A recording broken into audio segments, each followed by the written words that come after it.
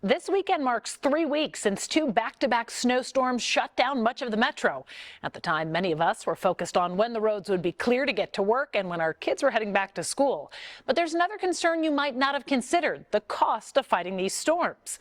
So how much did those storms cost your city? Well, first, to figure out the total, keep in mind this includes fuel for those trucks, it includes salt to put down on the roads, and of course manpower to pay for the employees who in this case put in a lot of overtime hours. Here at KSHP 41, we have an extensive beat system with our reporters specializing in both various topics and different parts of the metro. So we had them check in with their various cities to find out how much they spent and if those high costs could mean you, the taxpayer, might pay more. First up, let's grab a coat and head out to find out.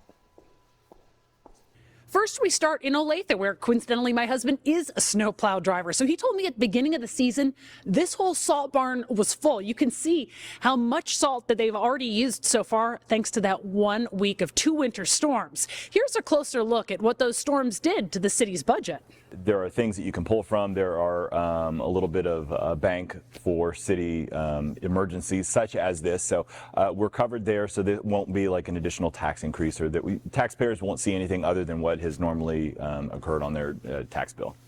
For those 2 winter storms in 1 week in Olathe, the city spent around $850,000. The biggest chunk of that was for the people manning these snow plows. Employee costs were right around $378,000, and that accounted for about 51% of the city's budget. But again, as you heard, that's not going to cost taxpayers anything.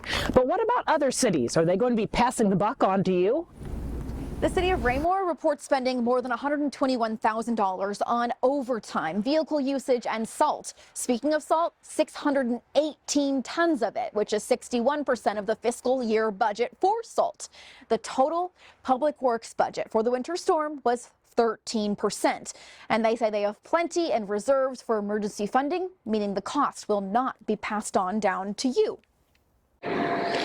I'm Todd Palmer in Independence, where city officials tell me they spent more than $322,000 on snow clearing operations related to the winter storm earlier this month. That includes 60 employees who worked 4,800 hours and drove more than 13,000 miles, putting down more than 1,847 tons of salt and 42,000 gallons of brine to get the roads clear again. I'm Claire Bradshaw in the city of Grandview. City leaders tell me that they spent $39,000 dealing with that latest winter storm. To put that into perspective, that's 60% of their salt budget and 20% of their overtime budget in that $39,000. Now, city leaders say not to worry, their budget won't be greatly impacted because of that, and they've already restocked the salt dome.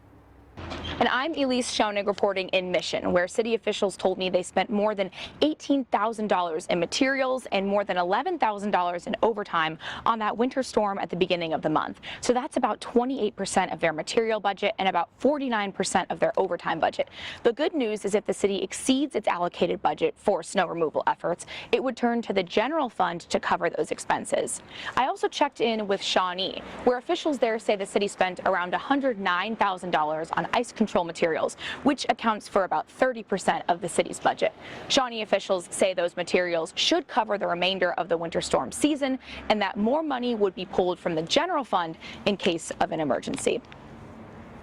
I'm Rachel Henderson, Wyandotte County beat reporter. Here in Kansas City, Kansas, city officials say the winter storm cost about $237,000, which is about 23% of the overall $1,047,000 snow removal budget. They say this is a historic number because it makes up about a third of that overall budget. Public Works wants people to know that they've replenished salt reserves, have made the necessary repairs to equipment, and say they're ready for the next winter storm. I'm KCHP 41's Douglas County beat reporter Lily O'Shea Becker, and here in Lawrence, the city spent $625,000 cleaning up the recent snowstorm. $60,000 of that was used to clean up the iconic Massachusetts Street so that residents and businesses could return to downtown Lawrence. Before we go, we have one more to share with you, and in this case, it's the most for last. In Kansas City, Missouri, they spent $3.6 million on the winter storm, most of it towards labor costs. They say they budget $6.9 million a year for snow removal, and they say it will not be costing taxpayers more because they have emergency funds that they can pull from if needed. So in the end, they will not be passing the buck to you. Caitlin? All right, thank you, Megan, and thanks to our reporters for checking in with those cities on their beats.